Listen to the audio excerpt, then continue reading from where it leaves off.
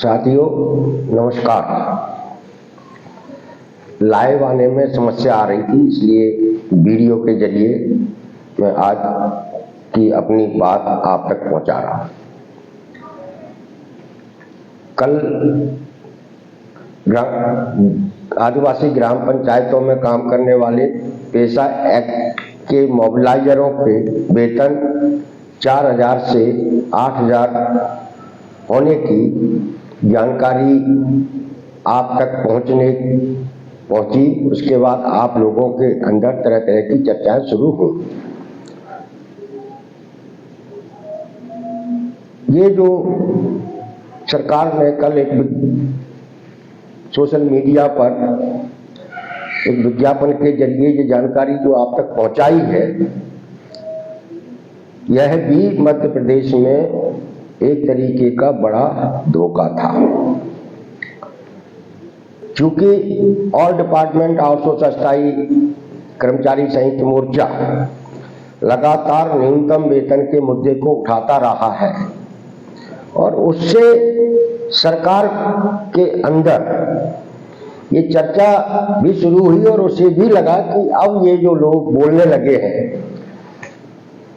और जिस मुद्दे पर बोल रहे हैं वो मुद्दा सरकार को बदनाम करेगा और उस बदनामी से डरने के कारण ही सरकार ने पेशा एक्ट मोबिलाइजरों का वेतन 4 से 8000 करने का कोई निर्णय लिया है। हालांकि इसका अभी अधिकृत कोई आदेश आया नहीं है।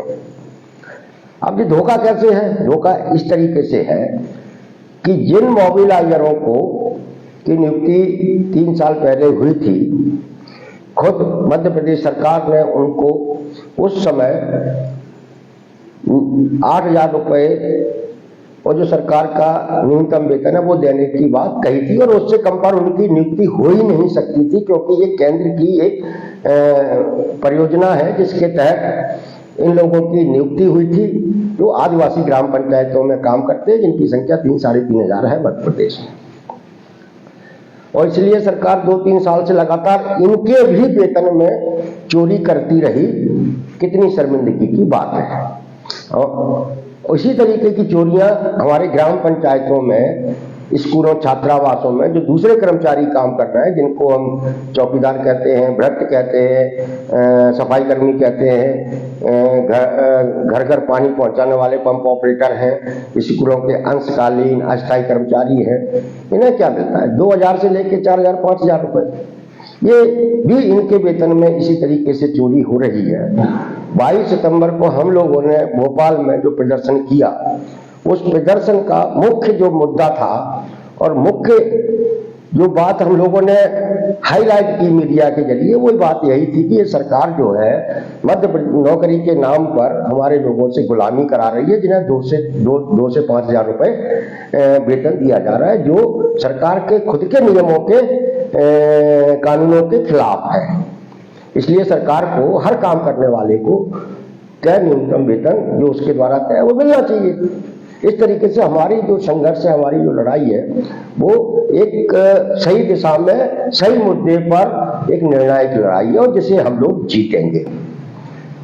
पेशा मोबिलाइजरों का जो 4 से 8000 हुआ है, इसे आप उसी दिशा में देखना चाहिए कि हम लोग जो मुद्दा उठा रहे थे कि तुम 2-4 हजार रुपए में नौकरी कराकर क्या दर्शाना चाहते हैं?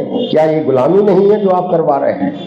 ये बात सरकार तक पहुंची है और सरकार को शर्मिंदगी महसूस हुई है अंदर ही अंदर। इसलिए आप अभी उनके 4000 बढ़ाए हैं। हमें यकीन है कि हमारे जितने भी लोग काम कर रहे हैं न्यूनतम से कम वेतन पर, उन सबको न्यूनतम वेतन देना पड़ेगा सरकार का, बशर्ते हम लोग संघर्ष करते रहें, लड़ते रहें। आप सब लोग, हमको कोई बहुत ज्यादा समय नहीं हुआ है, 1.5-2 साल हुए हैं आप लोगों के बीच में काम करते हुए, आउटसोर्स कर्मचारी, अस्थायी कर्मचारियों के बीच में। 2-2.5 साल में हमने ऐसे कर्मचारियों को संघर्ष के मैदान में उतार दिया है जिनको लोग जानते नहीं थे। कौन जानता था कि आउटसोर्स कर्मचारी है जो सरकारी दफ्तरों में काम करता है, जो बड़ी संख्या में है, लाखों की संख्या में है? कोई नहीं जानता था। इससे पहले आपने क्या ग्राम पंचायतों के चौकीदार, पंप ऑपरेटर, वृहद सफाई कर्मियों के बारे में कभी सुना? अगर पंचायतों के कोई आंदोलन होते तो आप पंचायत कर्मियों के बारे में, पंचायत सचिवों के आंदोलन होते थे, रोजगार सहायकों के आंदोलन होते थे, लेकिन इन पंचायत के चौकीदारों, वृहद सफाई कर्मियों को कभी आपने चर्चा सुनी? स्कूल और छात्रावासों के अस्थायी अंशकालीन कर्मचारी बेचारे आते थे, ज्ञापन दिए चले जाते, कभी इनके बारे में आपने सुना? मोबिलाइजर का नाम तो शायद आप लोगों ने अब सुना होगा कि ये भी लोग काम कर रहे हैं। इसी तरीके के तमाम सारे अलग अलग पद नाम से बड़ी संख्या में लोग काम कर रहे हैं मध्य प्रदेश के सरकारी विभागों में, सरकार का काम कर रहे हैं।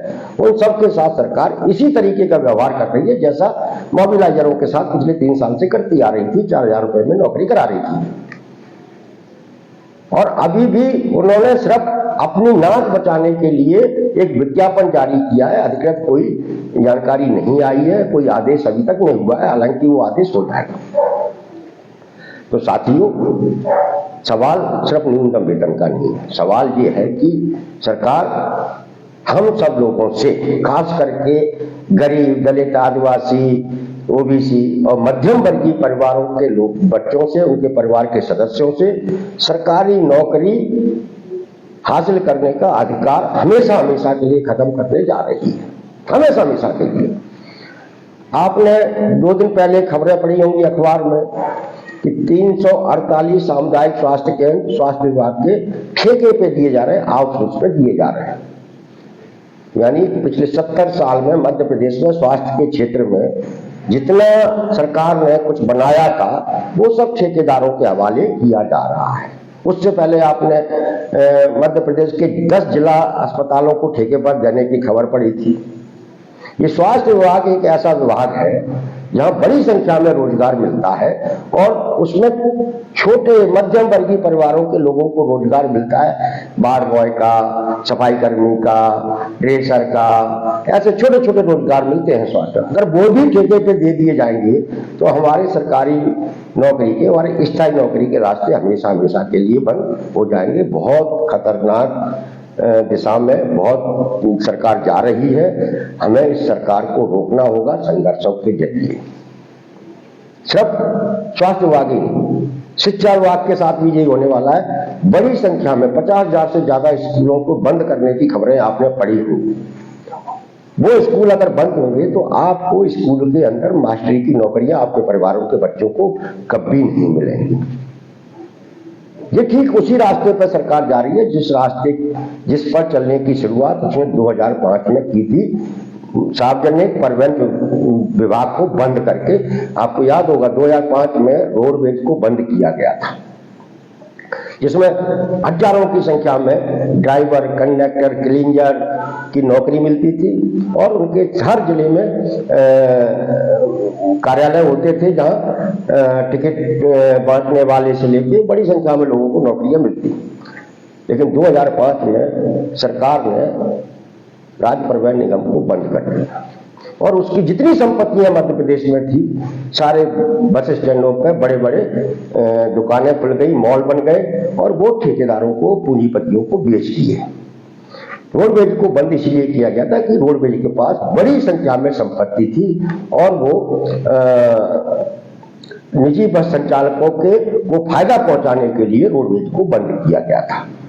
मैं अभी प्राइवेट बस के कंडक्टर ड्राइवरों से एक दिन बात कर रहा था। मैंने उनसे पूछा कि आपको क्या मिलता है, उन्होंने बताया और आप भी समझ लीजिए कि कितनी खतरनाक, कितनी भयावह स्थिति है निजीकरण में, लोगों का किस हद तक शोषण होता है। उन्होंने कहा कि हमको तनख्वाह के नाम पर कुछ नहीं मिलता।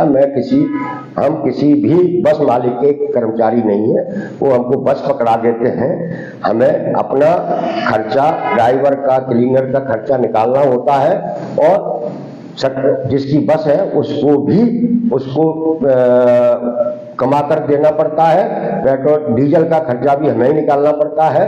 यानी कि उस बस के कंडक्टर ड्राइवरों को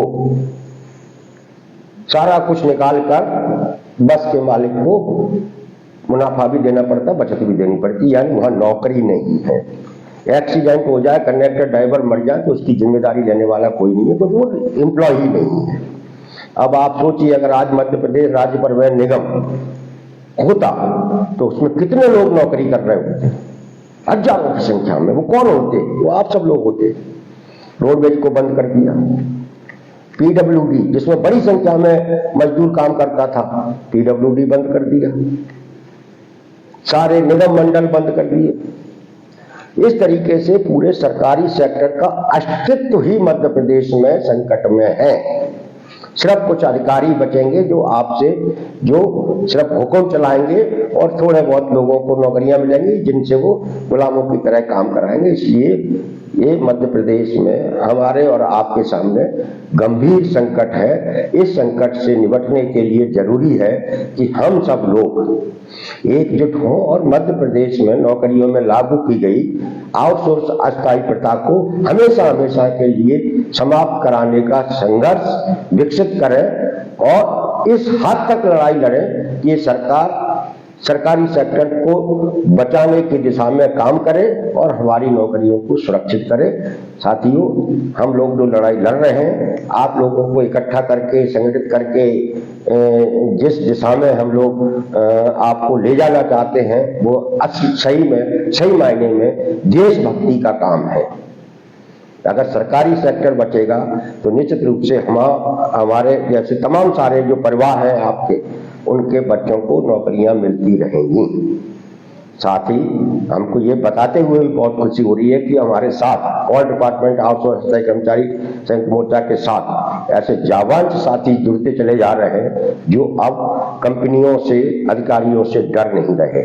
आपने देखा होगा पिछले 7-8 दिन में ही कई जिला अस्पतालों में हड़तालें हुई हैं वेतन को लेकर कंपनी मालिकों की मनमानी के खिलाफ। आउटसोर्स कर्मचारी भी हड़ताल कर सकता है, यह आज साबित हो गया है।